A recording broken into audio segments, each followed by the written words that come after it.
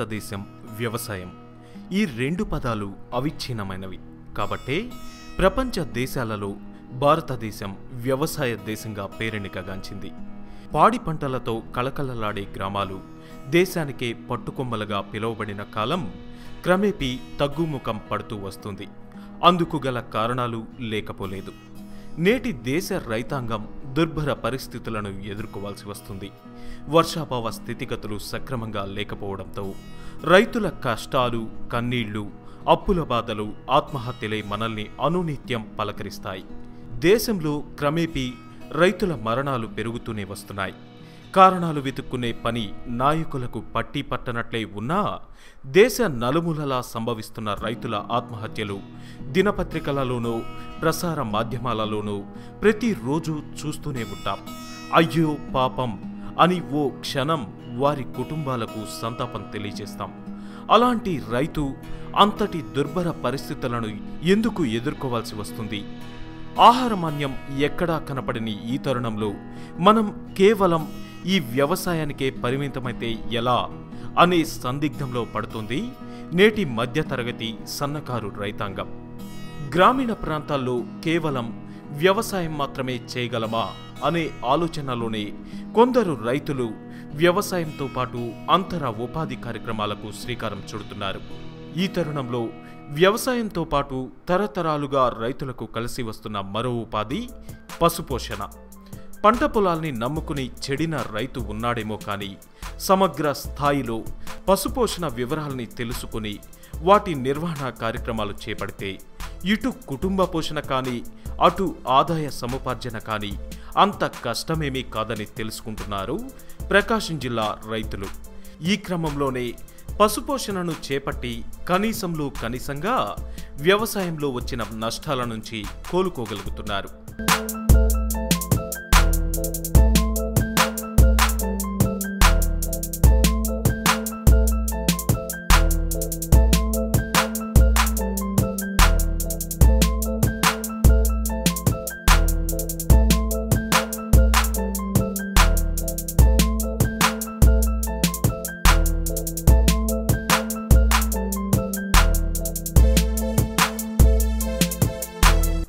ఇక్కడ మీరు చూస్తున్న రైతు పేరు రాంబాబు.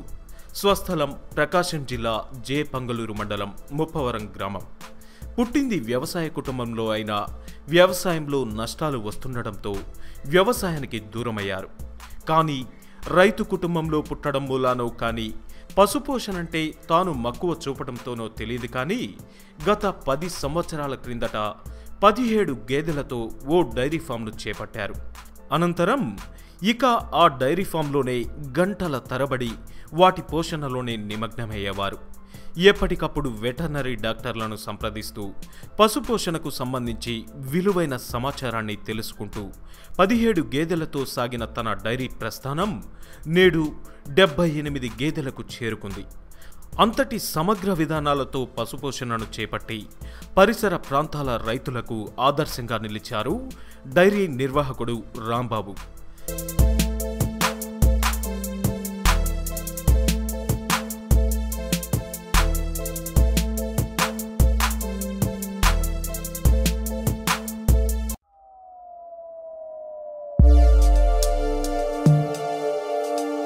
ప్రకాశం జిల్లాలోని చుట్టుపక్కల ఉన్న గ్రామాలలో రాంబాబు డైరీ ప్రత్యేక స్థానంలో నిలిచింది. ఒక్క పాల దిగుబడిలోనే కాకుండా పశువులకు అందించే దానా అంశంలోనూ వాటి ఆరోగ్యపరంగా తీసుకునే జాగ్రత్తల విషయంలోనూ ఏమాత్రం ఏమరపాటు లేకుండా సరైన పద్ధతులలో వీటిని నిర్వహించడమే ఆయన విజయానికి తొలిమెట్టుగా నిలిచింది. అటువంటి రైతు ఆయన జీవితంలో డైరీ పరంగా ఎదుర్కొన్న ఒడిదుడుకులు, అలాగే పశుపోషణలో తీసుకున్న జాగ్రత్తలేంటో ఇప్పుడు తెలుసుకుందాం.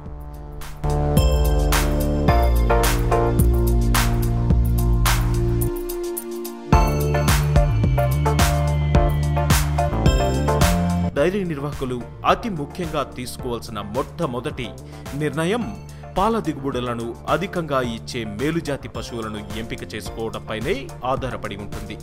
కాబట్టి ఇక్కడ అతి జాగ్రత్తగా వ్యవహరించాలి. మొదటిగా ఇక్కడ మీరు చూస్తున్న ఈ దున్నను గమనించినట్లయితే కొండను సైతం పిండి చేయగలదేమో అనే ఆకృతితో అందరి దృష్టిని ఆకట్టుకుంటుంది. కానీ దీని పని కేవలం సంతానోత్పత్తిని ప్రసాదించడం మాత్రమే. పశువులు ఎదకు వచ్చినప్పుడు చుట్టుపక్కల గ్రామాలకు గుర్తొచ్చే ఏకైక ప్రదేశం రాంబాబు డైరీ. అటువంటి మేలుజాతి రకం దున్నతో దాటించటం అనగా క్రాసింగ్ చేయటం వలన మేలు రకం దూడలను ఉత్పత్తి చేయవచ్చు. కానీ ఇతని ఫామ్లో ఉన్న పశువుల సంతానోత్పత్తి కొరకు మాత్రమే దీనిని ఉపయోగిస్తారు.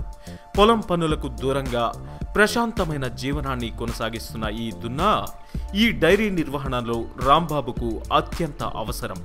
కాబట్టి దీని ఆరోగ్యపరంగా అతి జాగ్రత్తలు తీసుకుంటూ ఉంటారు. ముఖ్యంగా దీని పోషణకు బలమైన ఆహారాన్ని అందిస్తూ ఉంటారు. తదుపరి పశువుల షెడ్ల నిర్మాణంలో అతి ముఖ్యంగా తీసుకోవాల్సిన జాగ్రత్తలను గమనించినట్లయితే వీటి షెడ్లు 18 నుంచి 20 అడుగులు ఉండేలా చూసుకోవాలి. అలా నిర్మించుకున్నట్లయితే గాలి వెలుతురు సమాంతరంగా ఉండి పశువులకు సరిపడా వాతావరణం లభిస్తుంది. కాబట్టి షెడ్ల విషయంలో అతి జాగ్రత్తగా వ్యవహరించాలి. ఇక మరో ముఖ్యమైన అంశం, ఆయా షెడ్లలో దానాను వేయటానికి తొట్ల నిర్మాణాన్ని చేపట్టాలి. పశువులకు ఆయా తొట్లలో మాత్రమే దానాను వేయాలి. అలా చేయటం వలన దానా యాజమాన్య పద్ధతులలో మెరుగ్గా వ్యవహరించడమే అని అర్థం. ఇక పశువులు ఆయా షెడ్లలో సేద తీరటానికి ప్రతి పశువుకు ఓ రబ్బర్ మ్యాట్ను ఏర్పాటు చేయాలి. అలా చేసినట్లయితే పశువుల చర్మ సమస్యల నుంచి అలాగే ఒళ్ళు నొప్పుల నుంచి కాస్త ఉపశమనం లభిస్తూ ఉంది. ఇక దానాకు సంబంధించి పశువులకు ఎటువంటి దానాను వేయాలి, ఆ దానాను ఎంత మోతాదులో వాటికి అందించాలి అనే విషయం గమనించినట్లయితే సమగ్ర స్థాయిలో పశుపోషణను నిర్వహిస్తున్న ఈ డైరీలో ప్రతి పశువుకు రోజుకు 300 నుంచి 350 రూపాయలు వెచ్చించాల్సి వస్తుంది. మొక్కజొన్న పిండి, ఎండుగడ్డి, తవుడు, పచ్చిగడ్డి, సైలేజ్ వంటి వాటితో పాటు తగు మోతాదులో మినరల్స్ను కూడా అందివ్వాల్సి వస్తుంది. ఇక డైరీ నిర్వాహకులు వీటి పోషణకు ఎటువంటి మార్గాలను ఎంచుకున్నారో ఇప్పుడు వారి మాటల్లోనే తెలుసుకుందాం.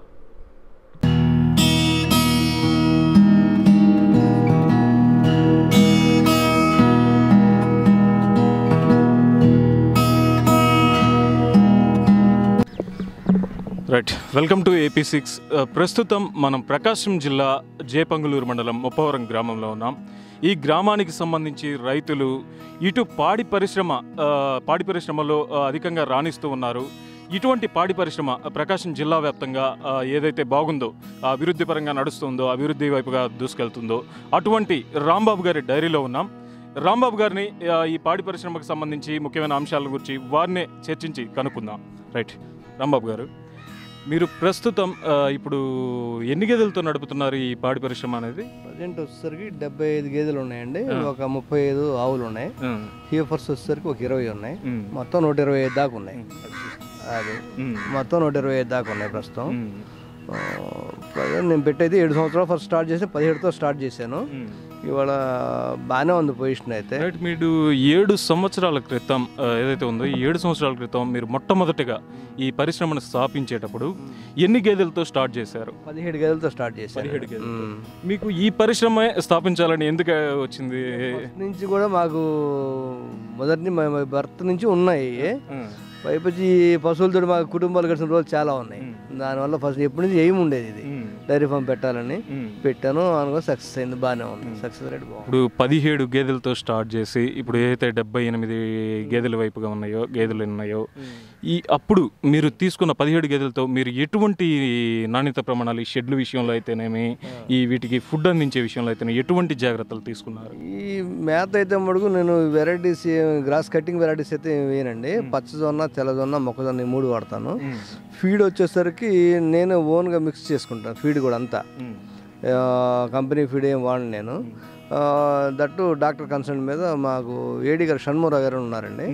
ఇంతకుముందు ఇంకోలో చేశారు, ప్రజెంట్ ఆయన ఉయ్యూరు రెడీగా చేస్తున్నారు. ఆయన సజెషన్స్ తీసుకుంటూ ఉంటాను. దానికి తోడు ఇక్కడ గోపాల మిత్ర మైకేల్ అని కుర్రోడు అన్నాడు, అబ్బాయి కూడా మంచి సర్వీస్ చేస్తుంటాడు. వాళ్ళ ద్వారా కన్సల్ట్ అయ్యి దాని ప్రకారం నేను చేసుకుంటాను. ట్రీట్మెంట్ విషయంలో కానీ ఫీడ్ విషయంలో కానీ.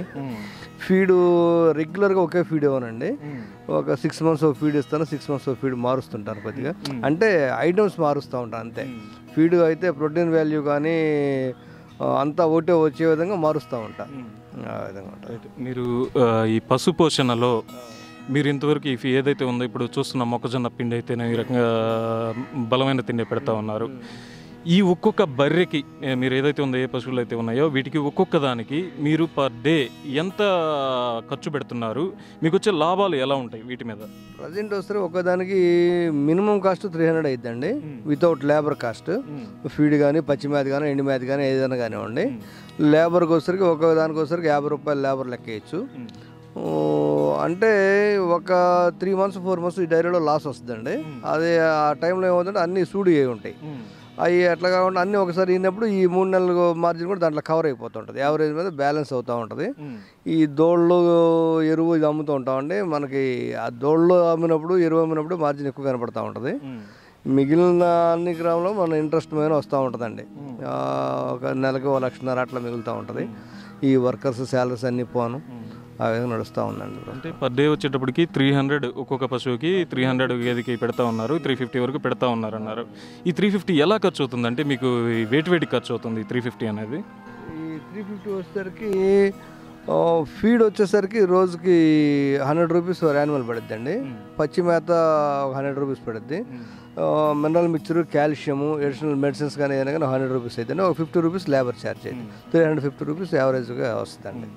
ఈ పశువులకు సంబంధించి ఈ దానా విషయంలో మీరు ఎవరన్నా స్పెషల్గా ఓ డాక్టర్ని కన్సల్ట్ అయ్యి వారి మీదుగా వారు చెప్పిన విధంగా పోతా ఉన్నారా, లేదా మీకు మీరుగా నిర్ణయం తీసుకొని ఈ రకంగా ఇదే పెడితే కరెక్ట్గా వస్తుంది? అంటే నేను తీసుకుని పోయేటప్పుడు డాక్టర్ సజెషన్ తీసుకుంటానండి. నా ఐడియా కొంత ఉంది, దాని ప్రకారం డాక్టర్ సజెషన్ కూడా కొంత తీసుకుంటానండి. దాని ప్రకారం నేను ఇది చేస్తూ ఉంటాను. రైట్. ఇప్పుడు మీరు దానా ఎటువంటి దానా యూజ్ చేస్తూ ఉంటారు? ఈ పశువులన్నిటికీ పలానా టైంలో ఇదే పెట్టాలి అని ఉంటుంది కదా, ఎటువంటి దానా పర్ డే ఎంత? మొక్కజొన్న పిండి వస్తే ఒక దానికి వస్తే 3 కేజీలు వేస్తామండి. శనగ పొట్టు వేస్తాము, శనగ నూనె వేస్తాం, మినపొట్టు, తవుడు. అడిషనల్గా కాల్షియం ఒక పూట, మినరల్ మిక్చర్ ఒక పూట కంపల్సరీగా ఇస్తామండి. దట్టు వ్యాక్సినేషన్ ఇన్ టైంలో ఖచ్చితంగా చేపిస్తూ ఉంటాం. దానివల్ల ప్రాబ్లం లేకుండా ఉంది ప్రజెంట్ అయితే. రైట్. ఇప్పుడు ఎండాకాలంలో ఈ పశువులు అనేవి అనేక రోగాలకు గురవుతూ ఉంటాయి. కాలాల వారీగా చూస్తే చలికాలంలో అయితే వాటికి కొన్ని వ్యాధులు అనేవి ప్రబలుతూ వస్తున్నాయి. ఈ వ్యాధులకి మీరు నివారణ మార్గాలు, ఎటువంటి వ్యాధులు వస్తూ ఉంటాయి, వాటికి నివారణ మార్గాలు ఏ విధంగా చేపడతారు? జనరల్గా అయితే అండి వచ్చేది ఒక FNM వస్తుందండి, గాలికుంటు వ్యాధి. అదైతే నాకు ఇంతవరకు తగలేదు. ఫస్ట్లో ఎప్పుడు నేను పెట్టిన 2వ సంవత్సరం ఎప్పుడు ఒక 2 యానిమల్స్కి వచ్చింది. ఇంకా అక్కడి నుంచి రెగ్యులర్గా FNM వ్యాక్సిన్ చేపిస్తూ ఉన్నాను. ఇంతవరకు నాకు ఆ ప్రాబ్లం కనిపించలేదు. అదొకటి. రెండోది ఏంటంటే ట్రిప్స్ కేసులు కొంచెం రిపీట్ అవుతూ ఉంటాయండి. గుడ్డే కుట్టిన టైంలో ట్రిప్స్ కేసులు వస్తూ ఉంటాయి. దానికి ఏం చేస్తానంటే 6 monthsకి వస్తే సరాలా ఉందండి, దాని డ్రగ్ డోస్ ఇస్తాను. అది ఇచ్చినప్పుడు ఇంకా ఆ డిసీజ్ కూడా అటాక్ అయ్యే అవకాశం చాలా తక్కువ కనిపిస్తుంది ఇది సరాళ్ళు చేస్తాం మొదలుపెట్టిన తర్వాత. అంతకుముందు అయితే కనిపించి 1-2 కేసులు నా దగ్గర చనిపోవడం కూడా జరిగింది.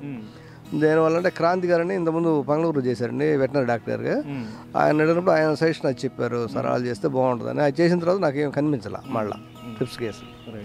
ఇప్పుడు గాలికుంటు వ్యాధి అంటున్నారు. ఈ వ్యాధి సోకిన పశువులు వాటి లక్షణాలు ఏ విధంగా ఉంటాయి, ఎలా వాటి నివారణ మార్గాలు అంటే ఇప్పుడు ఏదైతే ఉన్నాయో అటాక్ అయిన తర్వాత వాటి లక్షణాలు ఏ విధంగా మీరు గుర్తిస్తారు? గాలికుంటు వచ్చేసరికి ప్రజెంట్ నోటెంబడి సొంగబట్టడం, మ్యాథ్ తీసుకోలేకపోవటం, టెంపరేచర్ ఉండటం, గిట్టల మధ్యలో పుళ్ళు పట్టడం, ఈ విధంగా ఉంటాయండి. దానికి ఏం చేస్తామంటే అటాక్ కాకముందు వ్యాక్సిన్ చేసుకుంటాం. అటాక్ అయిన తర్వాత ఇంకా వాటికి ఏంటంటే గ్లిజరిన్ ఒకటి, పొటాషియం పర్మాంగనేట్ క్లీన్ చేసుకోవడం, గిట్టలు, జొన్న అన్నం, గ్లూకోజ్ ఇచ్చుకుంటా ఒక 15 days అట్లా నెట్టుకు వస్తే ఇంకా ఆటోమేటిక్ ఫీల్డ్లోకి వచ్చేస్తాను మళ్ళీ. రైట్. అంత బాగుంది. ఇప్పుడు ప్రకాశం జిల్లాకు సంబంధించి మీరు ఆల్మోస్ట్ చాలా డైరీలు స్థాపించబడి ఉన్నాయి. ఈ గత 4 ఏళ్ల నుంచే ఎక్కువగా డైరీలు స్థాపించబడి ఉన్నాయి. ఆల్మోస్ట్ దాంట్లో స్థాపించినవి కూడా ఒక 70% వరకు క్లోజ్ అయిపోతున్నాయి. అంటే కరెక్ట్గా వాళ్ళకి ఏంటంటే ఏ రకంగా వీటిని చేపట్టాలి, కరెక్ట్గా ఏదంటే క్వాలిటీగా ఏ రకంగా తీసుకోవాలి బ్రీడింగ్ విషయంలో. రైట్. ఇప్పుడు మీరు తీసుకున్న పశువుల్లో ఫస్ట్ బ్రీడింగ్ నుంచి మీరు తీసుకున్న పశువులు ఏవైతే ఉంటాయో ఈ పశువులు ఎక్కువగా ఏవైతే పాల దిగుబడి సాధించగలవో అవే తీసుకోవాలి అనే నిర్ణయానికి ముందుగా వచ్చుంటారు. ఇటువంటి వాటిల్లో మీరు పాల దిగుబడి ఎక్కువగా ఏవి ఇస్తూ ఉంటాయి? ఏ జాతి పశువులు అయితే కరెక్ట్గా ఉంటాయి డైరీకి సంబంధించి అధిక లాభాలను ఆర్జించవచ్చు? ముర్రా గేదెలు అనేవి మిల్క్ ఈల్డింగ్ పెంచి వస్తాయండి. దట్టు ఏంటంటే మనం చిల్లింగ్ సెంటర్స్ పాలు పంపించే పని అయితే ఫ్యాట్ కొంచెం తక్కువ వస్తుంది, మిల్క్ ఈల్డింగ్ ఎక్కువ వస్తుందండి. ఆ క్రమంలో ఏంటంటే ప్రైస్ అనుకున్నంత ప్రైస్ రాదు. మనకి రీటైల్ కౌంటర్ ఉంటేనే నడపగలుగుతున్నాయి. వాళ్ళు మనం నడుపుతున్నాం, మనకు రీటైల్ కౌంటర్ ఉంది ఆల్రెడీ, మన పాలు మొత్తం ఒక చోటకి వెళ్తాయి, దానికి ప్రాబ్లం లేదు. ఆ ఫ్యాట్ తక్కువ వచ్చినప్పుడు ఆటోమేటిక్గా డైరీస్ కూడా రేటు తగ్గించడం కామన్. అది ఈ క్రమంలో ఏంటంటే మనం ఇచ్చే ఫీడింగ్లో కొంత మార్పు చేసుకుంటే ఫ్యాట్ పెరిగే అవకాశాలు ఉన్నాయి. ముర్రా జాతి గేదెల్లో పాలు ఎక్కువ వస్తాయండి. దట్టు ముర్రా హర్యానా నుంచి వచ్చిన బ్రీడ్కి అయితే ఇంకా ఎక్కువ ఉంటుంది ఈల్డింగ్. అది కూడా మన లోకల్లో పుట్టి పెరిగినవి అయితే రెసిస్టెన్స్ పవర్ ఎక్కువ ఉంటుంది, పైపెచ్చు ఈల్డింగ్ కూడా బాగుంటుందండి. నా షెడ్లో ప్రజెంట్ అయితే ఉన్నట్లో ఎక్కువ శాతం లోకల్ అయ్యానండి. దట్టు హర్యానా నుంచి వచ్చి ఇక్కడ పుట్టినవి కానివ్వండి, హర్యానా నుంచి వచ్చి ఒక 2 years అయింది ఇక్కడ ఉన్నాయి కానివ్వండి, అవే గదులు ఉన్నాయి. డైరెక్ట్గా హర్యానా నుంచి వచ్చినాయి అంటూ నా దగ్గర ఏమి లేవండి. హర్యానా నుంచి వచ్చి 1 year తర్వాత నా షెడ్లోకి వచ్చినాయి. హర్యానా నుంచి వచ్చినవి చూశానండి. నేను గుజరాత్ నుంచి కొంతమంది తెచ్చిన డైరీ ఫార్మ్స్కి వెళ్ళి చూసి వచ్చాను. అవి ప్రలాప్స్ కేసులు ఎక్కువ రావడం, మెయ్య కుప్పలు రావడం, చనిపోవడం ఇట్లా చూశాను. నేను చూసిన తర్వాత నేను యాక్చువల్గా హర్యానా వెళ్దాం అనుకొని కూడా మానుకున్నా, వెళ్ళకుండా ఇక్కడ వచ్చినట్టు తీసుకుందాం అని చెప్పి ఆలోచన ఇక్కడ తీసుకోవడం జరిగింది. అదే అండి. ఇక్కడ పుట్టిన దోళ్ళు నా షెడ్లో పుట్టిన దోళ్ళు ఇప్పుడు ఒక 8-9 దాకా ఉన్నాయండి. అవి ఈన్నాయి, అవి మంచి ఈల్డర్స్గా ఉన్నాయి. ఫస్ట్ కావింగ్లోనే 7 లీటర్లు 8 లీటర్లు ఇస్తున్నాయండి. ఫస్ట్లో నేను కూడా కొంచెం చేదనుభవాలు ఎదురు చూసా తీసేద్దాం అనుకున్నాను. కానీ ఏంటంటే ఎటువంటి చేదనుభవాలు ఎదురైనాయి, ఏ సమస్యలు ఎదుర్కొన్నారు అంటే ఫస్ట్లో వచ్చేసరికి అండి నాకు కొంత అటు ఇటు బిజినెస్ కొన్ని ఉన్నాయి, అటు ఇటు తిరుగుతా కొంచెం కేర్ తీసుకోకపోవటం. దానికి తోడు ఏంటంటే ఈ వర్కర్స్ ఫస్ట్లో కొంచెం ఇబ్బంది పెట్టారు. ఫస్ట్ ఒక 1 year. ఇంక తర్వాత ఎవరైతే ఉన్నారో స్టిల్ వాళ్ళే వర్క్ 6 సంవత్సరాల నుంచి వాళ్ళే ఉన్నారు. వర్కర్స్ విషయంలో కొంచెం జాగ్రత్తలు తీసు కంపల్సరీ. డైరీ తీసుకునేటప్పుడు నిర్వహించాలి అనుకున్నప్పుడు మనం తీసుకోవాలి. అంటే తీసుకున్నా కూడా దీనికి టైం స్పెండ్ చేయాలి ఖచ్చితంగా. Morning 2-3 hours, evening 3-2 hours. ఇప్పుడు నేను ఉన్నానంటే మా మావయ్య మా బావమర్ది ఎవరో ఒకళ్ళు మార్నింగ్ టైం వస్తారండి. ఈవినింగ్ టైం లాస్ట్ ఈ మేత పోసి పొడికిన వరకు నేను ఇక్కడే ఉంటాను. 11ంటికి నేను ఇంటికి వెళ్ళేది, 6ంటికి వస్తాను ఇక్కడికి. ఎన్ని పరిస్థితి ఎక్కడున్నా సరే ఇంటికి వెళ్ళబోయేటప్పుడు వచ్చి డైరీ చూసుకొని వెళ్తాను నేను ఇంటికి. ఇప్పుడు ఆల్మోస్ట్ మీరు 70 పైగా పశువులని మీరు ఈ రకంగా ఉంది ఈ డైరీలో. ఈ పశువులకి సంబంధించి మేత మీరు ఎలా తీసుకొస్తున్నారు, ఎక్కడి నుంచి తీసుకొస్తామన్నారు? మేత విషయంలో మీరు పచ్చి మేత 360 రోజులు ఖచ్చితంగా పచ్చి మేత ఉండాల్సిందండి నా దగ్గర వరకు. అది మన దగ్గర అవైలబిలిటీ ఉన్నా లేకపోయినా ఎంత దూరంలో ఉన్నా సరే కొనేది సరే నేను తీసుకొస్తాను. పచ్చి మేత అనేది ఖచ్చితంగా రోజుకి 30 kg పచ్చి మేత ఖచ్చితంగా ఇస్తాను నేను ప్రతి యానిమల్కి. ఎండి మేత అనేది కామన్ రొటీన్గా ఉంటుందండి. ఇటీవల గవర్నమెంట్ వాళ్ళు సబ్సిడీ మీద సప్లై చేసినటువంటి సైలేజ్ ఉంది. సైలేజ్ కూడా పచ్చి మేత సమానంగానే ఉంటుందండి. అయినా సరే నేను పచ్చి మేత కంపల్సరీగా వేస్తాను. మనకు అవైలబిలిటీ ఉంటే మన ఛానల్లో పెట్టుకుంటామండి. ఈ దగ్గరలో మన చేలు కాబట్టి నేను కొంచెం లీజీ తీసుకుని పెడతా ఉంటా. ఇవి కూడా సరిపోయినప్పుడు మనకు అందుబాటులో ఎక్కడైతే ఉంటుందో గొళ్ళకమ్మ పరిసర ప్రాంతాల్లో పచ్చి మేత ఎప్పుడు పెడుతుంటారు. ఈ టైంలో ఫ్లడ్స్ ఉండవు కాబట్టి ఆ మేత దరిదాపు నాకు రెగ్యులర్గా ఇచ్చేవాళ్ళు ఉన్నారు, వాళ్ళ దగ్గర తీసుకొచ్చి ఆ మేత వాడుతూ ఉంటాం. ఇప్పుడు ఈ పాల దిగుబడి ఏదైతే ఉందో పాల దిగుబడి అంశంలో మీరు తీసుకునే ముఖ్యమైన జాగ్రత్తలు, అధిక పాల దిగుబడి కోసం మీరు తీసుకునే ముఖ్యమైన జాగ్రత్తలు అంటే ఇటు ఫుడ్ పరంగా అయి ఉండొచ్చు, వాటికి ఏదైనా మినరల్స్ విషయం అయి ఉండొచ్చు, వీటిలో ముఖ్యమైన జాగ్రత్తలు అంటే ఏ ఫుడ్ పెడితే వీటికి పాల దిగుబడి ఎక్కువ ఉంటుంది అంటారు? పాల దిగుబడి అంటే ఇప్పుడు మొక్కజొన్న పిండి ఎక్కువ వేస్తే పాలు ఎక్కువ పెరుగుతాయి. దాన్ని సర్టిఫైడ్ డాక్టర్ సర్టిఫై చేసేది 3 kg. అంత మించి చేస్తే ఏంటంటే మనకి కొంచెం కన్జ్యూమ్ రేట్ తక్కువగా ఉంటుందండి. ఇప్పుడు కన్జ్యూమ్ రేట్ కరెక్ట్గా ఉండాలంటే మొక్కజొన్న పిండితో పాటు అడిషనల్గా శనగపొట్టు, మినపొట్టు, ఈ మినరల్ మిక్చర్స్ ఈ రెగ్యులర్గా ఇచ్చుకుంటా ఉంటే ప్రాబ్లం అనేది ఏం లేదండి. ఇంతవరకు నాకు ఆ ప్రాబ్లం ఏం లేదు. కన్జ్యూమ్ రేట్ 70% ఉందండి. నా దగ్గర బుల్ ఒకటి ఉంది, ఆ బుల్తో క్రాస్ చేసి ఫస్ట్ ఇన్సెమినేషన్ చేయించేవాడినండి. అప్పుడు కొద్దిగా సక్సెస్ రేట్ తక్కువ ఉండింది. తర్వాత నేను బుల్ పర్చేజ్ చేసిన తర్వాత బుల్ తోటి క్రాస్ చేయడం మొదలుపెట్టిన తర్వాత సక్సెస్ రేట్ 10% ఉంది. రైట్. ఇంకా ఈ డైరీలకి సంబంధించి ఈ డైరీ నిర్వాహకులకు చేయూతనిస్తూ ప్రభుత్వం ఇప్పటివరకు ఈ సైలేజ్ అయితేనేమి కొంత రాయితీలతో ఇలా కల్పిస్తూ ఉన్నారు. ఇంకా ఈ డైరీలు అభివృద్ధి చెందాలన్నా, ఈ పాల దిగుబడి ఎక్కువ పెంచుకోవాలన్నా ప్రభుత్వం దగ్గర నుంచి మీరు ఆశించే సహాయం ఎలా ఉంటుంది? ఈ ఈ గవర్నమెంట్ వాళ్ళు అండి ఒకసారి మీటింగ్ జరిగింది మాకు విజయవాడలో, కే హోటల్లో మీటింగ్ పెట్టారు, స్టేట్ వైడ్గా పెట్టారు. ఆ రోజున పవర్ గురించి మాట్లాడటం జరిగింది. సబ్సిడీ మీద పవర్ ఇస్తాం చేస్తాం అది అని చెప్పి అన్నారు. దాని ప్రాసెస్ అయితే పెట్టారు కానీ ఇవాళ వరకు అదేం లేదు, ఇంతవరకు ఏం జరగలేదు. ఏదో 1 మా డైరీకి ఇచ్చారండి అన్నట్టుగా అన్నారు కానీ అది కూడా గ్యారెంటీ అయితే నాకు అనిపించట్లా. నెక్స్ట్ వచ్చేసరికి ఏంటంటే ఈ వెటనరీ డాక్టర్స్ కూడా కరెక్ట్గా ఇన్ టైంలో హాస్పిటల్ దగ్గర ఎవరు లేరండి, నాకు తెలిసినంత వరకు ఉండరు. ఈ ముప్పారం ఉంది, ఈ హాస్పిటల్ డాక్టర్ ఇంతవరకు నేను చూడలే. ఎప్పుడో వస్తాడు వెళ్ళిపోతాడు, బస్సులు వచ్చే టైంలో ఉన్నాడు అతను అంటే పక్కనే. అది పరిస్థితి. ఈ ప్రభుత్వ డాక్టర్లు కూడా కరెక్ట్గా వాళ్ళ సహకారం అందట్లేదు, ఉంటే ఇంకా ఎక్కువగా దిగుబడి సంపాదించవచ్చు అని చెబుతున్నారు. రైట్, కూడా ఎక్కువ పెడతారు. ఇప్పుడు ఏంటంటే ఆ డాక్టర్ కోసం పోవాలా, వెయిట్ చేయాలా. ఇప్పుడు యాక్చువల్గా గోపాల మిత్రులు లేకపోతే చేసే పరిస్థితి కాదు. సపోజ్ సుబ్బారెడ్డి గారు ఉన్నారు, సుబ్బారెడ్డి గారు ట్రీట్మెంట్ చేసి చాలా మంది ఉన్నారు ఇక్కడ. ఆయన లేకపోతే ఈ తలకాయ మనకి తీసేత్తపోయిద్దరు అనుకుంటాం. కామన్ థింగ్ అది. ఊరికి సంబంధించి ఎవరైతే ఉన్నారో ప్రైవేట్గా ఈ రకంగా చేస్తూ ఉన్న వాళ్ళు వాళ్ళని నమ్మే పరిస్థితి ఈరోజు వస్తూ ఉంది. వాళ్ళ సహకారంతోనే ఈ డైరీలు నిర్వహిస్తున్నామని చెబుతున్నారు.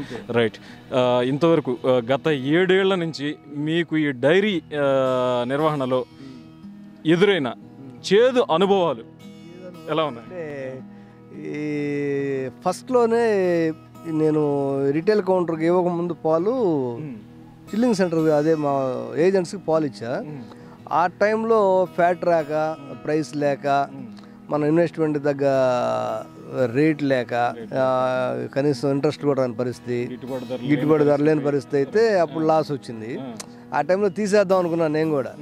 తర్వాత ఈ రిటైల్ కౌంటర్లో అనుకోకుండా పెట్టడం, అతను నేను తీసుకెళ్తాను అంటాం, అతనికి ఇవ్వడం జరిగింది. అక్కడి నుంచి మనకు కొంచెం ప్రాఫిటబుల్గా ఉంది. రైట్, ఒకానొక సమయంలో ఒక దశాబ్ద కాలం క్రిందట రైతు అనేవాడు పాడిని పంటని రెండుటిని నమ్ముకొని వ్యవసాయం కొనసాగించాడు. ఇటు ఇలా చేసినంత కాలం పాడి పశువు ఏదైతే ఉందో రైతుతో, అప్పుడు రైతు చక్కగా ఉన్నాడు, అన్ని అభివృద్ధి పరంగానే నడిచాడు, అభివృద్ధి బాటలోనే నడిచాడు. కానీ ఇటువంటి సమయంలో ప్రకాశం జిల్లాకు సంబంధించి ఈ పంటలను వదిలేసి పూర్తిగా పాడి పరిశ్రమ వైపే మొగ్గు చూపుతున్నారు. దీనికి గల కారణాలు ఏంటంటారు? పాడి వైపే మొగ్గు చూస్తున్నాయి. మినిమం గ్యారెంటీ ఉందండి, పంట మినిమం గ్యారెంటీ లేదు, గ్యారెంటీ లేదు. ఇది మినిమం గ్యారెంటీ ఉందిగా, ఎంతో కొంత ఇన్కమ్ వస్తుంది. ఇప్పుడు డైరీ ఫార్మ్స్ అంటే కట్టేసి మేపాలి చేయాలనుకోవచ్చు. రైతు 2 గేదెలు పొలం తిప్పుకొని వచ్చుకుంటాడు, కాస్త మోపు మేత తీసుకుంటాడు, అతను గిట్టుబాటు అయింది. 2 5 10 లీటర్లు ఇచ్చినా కూడా 10 50 500. అయితే అతను రిటైల్గా అమ్ముకోగలిగితే అది కూడా కనీసం ఈ పాడి పరిశ్రమ నమ్ముకుంటే కుటుంబ పోషణ అయినా భారంగా కాకుండా ఉంటుంది. ఏదో ఆస్తులు మిగిలి చేసేయలేం కానీ కుటుంబ పోషణ భారం కాలేదని చెప్తారు. రైట్, కరెక్ట్గా చెప్పారు. ఇక్కడి నుంచి నూతనంగా ఈ యువకులు ఉంటారు, కొంతమంది పాడి పరిశ్రమ వైపు మొగ్గు చూపుతూ లాభాల బాటలోనే నడుస్తూ ఉన్నారు ప్రస్తుతానికి. ఇక రాబోయే వాళ్ళు కూడా ఉత్సాహికులు ఉన్నారు, పాడి పరిశ్రమను స్థాపించి మనం కూడా మన ఇది ఒక మనకు కూడా ఒక జీవనాధారం ఏర్పరచుకుందామనే స్థాయిలో ఆలోచిస్తూ ఉంటారు. అటువంటి వారికి మీరు మీ అనుభవాన్ని రంగరించి ఎటువంటి సూచనలు సలహాలు ఇస్తారు? నాకు తెలిసి ఎన్ఆర్ఎస్ నా ఫ్రెండ్స్ చాలామంది వచ్చారండి. వాళ్ళు ఆల్రెడీ సాఫ్ట్వేర్ చేస్తారు, యూఎస్లో ఉన్న వాళ్ళు కూడా వచ్చి డైరీ ఫార్మ్స్ పెట్టారు. ప్రజెంట్ హైదరాబాద్ దగ్గర పెట్టి రన్ చేస్తున్నారు. అయితే వాళ్ళు కూడా నా దగ్గరకు వచ్చి నన్ను చూసి వెళ్ళారు ఇక్కడ. నేను అప్పుడు వాళ్ళకి ఒకటే చెప్పేవాడిని, మనకేదో డైరీ ఫార్మ్ ఉంది కదా అని చెప్పి మనం ఏదో పెత్తనాలు చేస్తే అయ్యేకి లేదబ్బాయి, దాని అబ్జర్వేషన్ మస్ట్ అండ్ షుడ్గా ఉండాలి. దూడలని 100% కాపాడుకోవాలి. దూడ పేడ మనకు మిగిలిన ఇంట్రెస్ట్లు వర్కర్స్కి లేబరు మొత్తం సరిపోద్ది అబ్బాయి అని చెప్పి నేను క్లియర్గా చెప్పేవాడిని వాళ్ళకి. దట్టు వాళ్ళకి ఏంటంటే కొంతవరకు అక్కడ హైదరాబాద్లో కొన్ని అపార్ట్మెంట్స్లో ఇవాళ 100 రూపీస్ వరకు లీటర్ పర్చేజ్ చేస్తున్నారు. అక్కడ కొంచెం అడ్వాంటేజ్ ఉంది వాళ్ళకి. దాని మీద ఏంటంటే వాళ్ళు మినిమంగా పెట్టుకొని నడుపుతూ ఉన్నారు. దాన్ని భారీ ఎత్తున పెడితే మటుకు మళ్ళీ వాళ్ళు కూడా డైరీస్ పోయాల్సి వస్తుంది. అట్లా వద్దబ్బాయి, ఇంతవరకు పెట్టండి, ఇది రన్ చేస్తామని చాలని చెప్పి చెప్పాను వాళ్ళకి. వాళ్ళ దగ్గర ప్రజెంట్ దోళ్ళు కూడా పెరుగుతూ ఉన్నాయి, బాగానే ఉన్నాయి వాళ్ళవి. ప్రజెంట్ రిటైల్ కౌంటర్గా వస్తేనే మార్కెట్లో నిలబడగలుగుతాం కొత్త ఎవరైనా సరే. దట్టు దోళ్ళు అనేది 100% దూడ మిగలాలి. దూడ మిగిలితేనే మనకు ఆ ప్రాఫిట్. ఇప్పుడు దూడ ఉందండి, నేనున్నాను, ఒక 20,000 10,000 తక్కువ దూడని అసలు అమ్మను నేను. ఆ 20,000 10,000 దూడే మనకు ఆదాయం లెక్కేసుకోవాలి. మిగిలిన మొత్తం దాని ఇంట్రెస్ట్కి లేదు, పాడైపోయిన తర్వాత గేదెని అమ్ముతాం. మనం 1,00,000 కొంటాం, పాడైపోయినా 70,000కి 80,000కి అమ్ముదాం, 20,000 వేరియేషన్ వస్తుంది కదా, ఆ 20,000 మనకి యాక్చువల్ లాసే. ఆ 20,000 దూడ కవర్ చేయాలి, అప్పుడే సక్సెస్ రేట్ వచ్చేది. రైట్. ఇంకా ముఖ్యంగా ఈ షెడ్లు నిర్మాణంలో అయితేనేమి ఈ స్టార్టింగ్ నెంబర్ ఆఫ్ ఇవి ఏవైతే ఉంటాయో పశువులు 20తో స్టార్ట్ చేయాలా, 30తో స్టార్ట్ చేయాలా, ఎంత సంఖ్యతో స్టార్ట్ చేస్తే ఈ షెడ్ల నిర్మాణం దగ్గర నుంచి వాళ్ళు తీసుకోవాల్సిన జాగ్రత్తలు ఏంటి, ఎన్ని పశువులతో స్టార్ట్ చేస్తే వాళ్ళకి బెటర్ అంటారు? అంటే ఇప్పుడు మనం ఓన్గా చేసుకున్న వాళ్ళైతే ఫస్ట్ స్టార్టింగ్ ఒక 9-10 పశువులతో స్టార్ట్ చేసుకుని రన్ చేసుకుంటే ఓకే అండి. అంత భార్యాభర్త 10 గేదెల వరకు చేయగలరు, అంత మించి చేయడం అనేది ఇంపాసిబుల్, చేయలేరు, ఎవరు చేయలేరు. అదే మనకి బీహార్ వాళ్ళు ఉన్నారు కాబట్టి రన్ చేయగలుగుతున్నాం అండి మనం. వీళ్ళు వచ్చేసరికి ఒకడు 10-12 గేదెలు పాలు తీయటం తేలిక తీసేస్తారు, ఒక గంటకి 10 గేదెలు 12 గేదెలు పాలు తీసేస్తారు వీళ్ళు. ఫస్ట్ స్టార్టింగ్ ఒక 20 గేదెలు, అది వీళ్ళు కూడా ఒకళ్ళు ఉండాలంటే కొద్దిగా సమస్యగానే ఉంటుంది, ఉంటారు కానీ సమస్యగా ఉంటుంది, వాడు సడన్గా వెళ్ళిపోయాయంటే ఇబ్బంది అయింది. దాని తోడు ఏంటంటే ఒక 20 గేదెలు 22 గేదెలు పెట్టుకున్నట్టు ఒక 2 వర్కర్స్ ఉంటారు, వాళ్ళు తోడుకుంటారు కాబట్టి నడిచిపోతుంటారు. షెడ్ వేసుకోవడానికి కానీ మన మెయింటెనెన్స్ కానీ 20 గేదెలు అనేది ఖచ్చితంగా ఉంటేనే డైరీ ఫామ్గా పెట్టాలి. 10 గేదెలు అయితే వైఫ్ అండ్ హస్బెండ్ చేసుకుని పెట్టుకుంటేనే 10 గేదెలు పెట్టాలి. రైట్. ఇప్పుడు పశువుల గర్భధారణ విషయంలో మీరు ప్రత్యేకంగా తీసుకునే జాగ్రత్తలు ఏంటి? పశువుల గర్భధారణ విషయంలో వచ్చేసరికి ఇన్సెమినేషన్ అనేది డాక్టర్ సజెషన్ కూడా ఏంటంటే వాళ్ళు 50% ఛాన్స్ చెప్తారు. బుల్ క్రాస్ చేస్తే 100% సక్సెస్ రేట్ ఉందండి. దట్టు ఏంటంటే పొలం తిరిగి వచ్చే గేదెల కంటే మినరల్స్ అనేవి సఫిషియెంట్గా ఉంటాయి అవి తినే మేతలోనే. మనం డైరీస్లో వచ్చేసరికి మినరల్స్ అనేది దొరకవు, ఎప్పుడు ఒకే ఫీడ్ ఇస్తున్నాం కాబట్టి మినరల్స్ దొరకవు. దానికి అడిషనల్గా mineral mixture number of companies ఉన్నాయండి, డాక్టర్స్ కూడా సజెషన్ చేస్తుంటారు మినరల్ మిక్చర్ వాడండి అని. మినరల్ మిక్చర్ వాడాలి, వాడిన తర్వాత దానికి ఏంటంటే నాకు బుల్ ఉంది కాబట్టి 70% సక్సెస్ రేట్ ఉంది నాకు. అది లేక నష్టపోయే వాళ్ళు చాలామంది ఉన్నారు. ఇప్పుడు కట్టేసి మేపే రైతులు ఉన్నారు, వాళ్ళకి ఏంటంటే ఈ ఆలోచన ఉన్నది మినరల్ మిక్చర్ అంటే అబ్బో ట్రిప్ 10 రూపాయలు, రోజు 10 రూపాయలు దండగా అని చెప్పి ఆలోచనలో ఉంటారు. ఆ మినరల్ మిక్చర్ అనేది వాడితే వచ్చే ఉపయోగం అనేది వాళ్ళకి పూర్తిగా ఎక్స్ప్లెనేషన్ చెప్పేటువంటి డాక్టర్స్ లేరు, లేదు చెప్పేవాళ్ళు కూడా లేరు. ఇప్పుడే ఈ గోపాల మిత్రులు వచ్చిన తర్వాత వాళ్ళు కొంచెం మినరల్ మిక్చర్ వాడండి ఎదకు వస్తాయి తొందరలో అని చెప్పడం ఈ విధంగా జరుగుతూ ఉందండి. దానివల్ల కొంతవరకు ఉపయోగం ఉంది. అయితే డాక్టర్స్ 100% కనుక రైతులను మోటివేట్ చేస్తూ, నేను వెనకటి రోజులు అండి ఎప్పుడు 30 years బ్యాక్ అప్పారావు డాక్టర్ అని ఉండేవాళ్ళు, ఫేమస్ డాక్టర్ ఆయన గేదె బాగలేకపోతే మనిషిని తిట్టేవాడు, నువ్వు మనిషి కాదా అని. అట్లాంటి డాక్టర్స్ వాళ్ళు ఎవరు తగల నాకు కొంతమంది డాక్టర్స్ ఉన్నారండి, క్రాంతి అండి, హజరత్ గారు అండి, ఏళ్ల మీద లెక్క పెట్టుకోవచ్చు, మనకు తెలిసిన వాళ్ళు ఇక్కడ ఈ ఏరియాలో మాకు తెలిసిన వాళ్ళ. ఇప్పుడు ఆ టైంలో వాళ్ళు రైతుల్ని మొత్తం మోటివేట్ చేస్తారు, ఈ విధంగా వ్యాపారాలు చేయాలని చెప్పి చెప్తా ఉండేవాళ్ళు. ఆ విధంగా రైతులు కూడా సహకరించేవాళ్ళు, చేసే సక్సెస్ రేట్ బాగుంది. ఇవాళ మనం డాక్టర్ గెజెట్ ఆఫీసరం వచ్చాము పోయాము మనకేమైంది అన్న లెక్కలో ఉన్న వాళ్ళు చాలా మంది ఉన్నారు. సరిగ్గా అవగాహన కల్పించట్లేదు, ప్రభుత్వమే కొంచెం చొరవ తీసుకొని ఇటువంటి డాక్టర్లు ఎవరైతే ఉంటారో వారందరికీ కూడా ఈ పశుపోషణ చేస్తున్న వారికి అవగాహన కల్పించి అభివృద్ధి దిశలో నడిపించాలి అని అంటున్నారు. రైట్. ఫస్ట్ కావింగ్ వచ్చేసరికి అండి పాలు వదిలిపెట్టాలి. ఇప్పుడు నా దగ్గర ఉందా మీరు చూసారు కదా, అది 1.5 సంవత్సరంన్నర దాని వయసు. దానికి పాలు దూడ ఖచ్చితంగా పాలు ఎప్పుడైతే వదులుతామో ఆటోమేటిక్గా లోపల గర్భం అనేది డెవలప్ అవుద్ది, హీట్ కూడా ఎర్లీగా వస్తాయి, మనకి ఇన్కమ్ సోర్స్ కూడా ఎక్కువగా ఉంటుంది. 3 years కల్లా మన ఇన్కమ్ సోర్స్ తీసుకోవచ్చు. పాలు వదిలిపెట్టడం వల్లనే లోపల అన్ని విధాలైనటువంటి యాక్టివిటీస్ కానీ బాడీ ఇది కూడా బాడీ మోల్డ్ కూడా కరెక్ట్గా ఉంటుంది. ఇప్పుడు సపోజ్ ఒక 5 లీటర్ల పాలు ఇస్తుంది ఒక గేదె, ఈ 5 లీటర్ల పాలకు సంబంధించి ఆ దూడకి ఏదైతే ఉందో ఆ దూడకి ఎంత శాతంలో వదిలితే ఆరోగ్యంగా ఉంటుంది అంటున్నారు? రెగ్యులర్గా దూడకు వచ్చి 2-2.5 లీటర్ పాలు తాగుతాయండి. మనం క్యాలిక్యులేషన్ వేసుకున్నా సరే సంవత్సరం వరకు మనం పాలు పిండుకుంటే 2 లీటర్ డబ్బులు ఎంతైతే వస్తాయో పాడైపోయేటప్పటికి ఆ దూడ మీద అన్ని డబ్బులు వస్తాయి మనకి. అదే పాలు వదలలేదు ఈ దూడ చచ్చిపోద్ది, ఆ గేదె సఫిషియెంట్గా పాలు ఇవ్వదు, అన్ని విధాలు లాస్ పోతాం. అప్పుడు ఆ పాలు వదులుతామంటే ఈ పాలు మీద మనం వదులుతున్నామనేది లెక్క మనకు అనిపించింది. ఆ చివరిలో దూడ అమ్ముకుంటే ఈ పాల డబ్బులు మొత్తం లెక్క వేసుకుంటే ఆ డబ్బులు మిగులుతాయి మనకి. అట్లా కాకుండా దూడకు పాలు వదిలిపెట్టకుండా ఏదో లాగేమని పెట్టామని అనుకుంటే అక్కడ లాస్ పోతాం మనం. దాని తోడు డివార్మింగ్ అనేది మోస్ట్ ఇంపార్టెంట్ అండి. దూడలకు కానీ గేదెలకు కానీ డివార్మింగ్ ఇచ్చుకుంటూ పోతే ఖచ్చితంగా దాని ఈ రిజల్ట్ అనేది మనకు కనిపిస్తుంది. మిల్క్ ప్రొడక్షన్లో కూడా డివార్మింగ్ ఇచ్చిన గేదెకి ఈయన గేదెకి వేరియేషన్ ఉంటుంది. దాని దూడలకు కూడా డివార్మింగ్ ఇచ్చినట్టుగా ఇవ్వనాటికి కూడా వేరియేషన్ ఉంటుంది. అదండి. పర్ డే మీరు పాలు ఎన్ని లీటర్లు ఉత్పత్తి చేయగలుగుతున్నారు ఇప్పటికి ప్రస్తుతానికి? ప్రజెంట్ వచ్చేసరికి నాకు ఒక 850 లీటర్ల దాకా వస్తున్నాయండి. ఇప్పుడు దాంట్లో సూడి 50% సూడి ఉన్నాయి. పీక్ టైంలో 1000 నుంచి 1200 లీటర్లు పీక్ స్టేజ్ వస్తాయండి. అవి ఇవి అన్నీ కలిసినప్పుడు అవి ఒక 2 నెలలు అట్లా వస్తాయి. ఆ 2 నెలల్లోనే అడిషనల్గా ప్రాఫిట్ వచ్చేది నేను చెప్పాను కదా ఇందాక, అడిషనల్గా ప్రాఫిట్ ఒక 2-3 నెలలు వస్తుందండి. ఒక 2-3 నెలలు లాస్ వస్తుంది. ఈ లాస్ అది కవర్ అయ్యింది. యావరేజ్ మనకి 800 లీటర్లు లెక్కేసుకోవాలి. అది ఇంకేమన్నా చెప్పాలనుకుంటున్నారా మీరు AP6 ప్రజలకి, వీళ్ళు ఎవరైతే ఉన్నారో వాళ్ళకి, వీక్షకులకి మీరు ఏమన్నా తెలియజేయాలనుకుంటున్నారా? ముఖ్యంగా ఈ నూతనంగా ప్రారంభించే వాళ్ళు అయితే అండి, గేదెల కంటే ఆవులు బాగుందండి. ఎందుకంటే నా దగ్గర నాకు ఆవు పాలు గేదె పాలు కలిపి 800 నేను చెప్తా ఉంది. ఆవు పాలు గేదె పాలు 2 కలిపితే నేను సపరేట్గా ఇచ్చుకుంటానండి. ఈ కంపేర్ చూసుకుంటే గేదెల కంటే ఆవులే బెటర్ అనిపిస్తున్నాయి. ఎందుకంటే వాళ్ళు నా దగ్గర పాలు ఇస్తూ ఉన్నాయి, వారానికల్లా మళ్ళీ తిరిగి ఏంతున్నాయి. దాటి దోళ్ళు కూడా కట్టినాయి నా దగ్గర ఉన్నాయి. ఇప్పుడు లాంగ్ రన్లో గ్యాప్ ఎక్కువ పోదండి. అయితే ప్రొడక్షన్ కాస్త కూస్త తగ్గచ్చు. మనం ఒక 1 మంత్ 1.5 మంత్ ఆగితే బాగుంటుంది. లాస్ట్లో ప్రెగ్నెన్సీ కన్సీవ్ అయిన తర్వాత 7వ నెల వచ్చిందా పాలు తీసి అక్కడి నుంచి పాలు తగ్గించుకోవాలి మనమే. అది పిండుతూ ఉంటే పాలు ఇస్తూనే ఉంటుంది. ఇవ్వకుండా 2 రోజులకు ఒకసారి, ఒక రోజు మార్చి రోజు అట్లా తీస్తూ ఉంటే పాలు ఎండిపోతాయి. ఆ విధంగా చేసుకుంటే ఏంటంటే నెక్స్ట్ మళ్ళీ ఈయన తర్వాత పాలు ఇవ్వడానికి ఎక్కువ అవకాశం ఉంటుంది. ఇప్పుడు దాని దూడ ఆవు 2 ఒకసారి ఇన్ని కూడా నా దగ్గర. ఆ విధంగా సక్సెస్ రేట్ ఎక్కువ ఉంటుంది, పైపచ్చు ఇన్కమ్ సోర్స్ ఎక్కువ ఉంటుందండి. ఫీడింగ్ కానీ మెయింటెనెన్స్ కానీ ఏదైనా సేమ్ అయింది. అది కూడా ప్యూర్ బ్రీడ్ అయితే తట్టుకోలేండి మన క్లైమేట్కి. మన లోకల్ ఆడికి క్రాస్ అయిన బ్రీడ్ అయితే మటుకు నా అన్ని క్రాస్ బ్రీడేనండి.